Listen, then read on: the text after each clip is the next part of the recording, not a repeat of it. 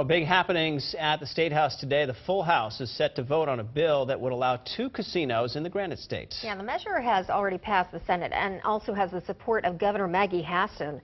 That means the House's decision will determine the fate of expanded gambling in New Hampshire. Ray Brewer joins us live at the State House in Concord right now. And Ray, is there really any indication of which way the House is leaning here? The only indication, Aaron, is that it's going to be close. The measure just squeaked by in committee, an 11-10 vote, and the House Speaker is urging members to vote their conscience. I don't think this is a political issue at all. It divides both of the caucuses in the House, and members will do what they feel is best for their constituents. The bill, which would allow 2 casinos in New Hampshire, has already passed the Senate.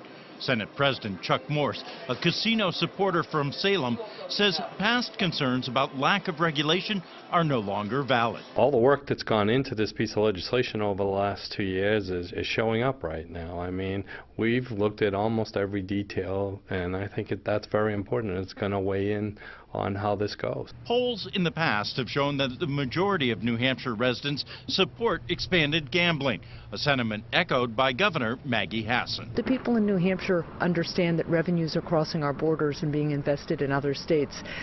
We need to keep them here so we can compete and grow. A casino bill has never passed the New Hampshire House, but with Massachusetts poised to rake in Granite State gambling dollars, Wednesday's vote is too close to call. I think a lot of people are still undecided and not quite sure which way to go on it, and want to hear what's going to be said on the floor.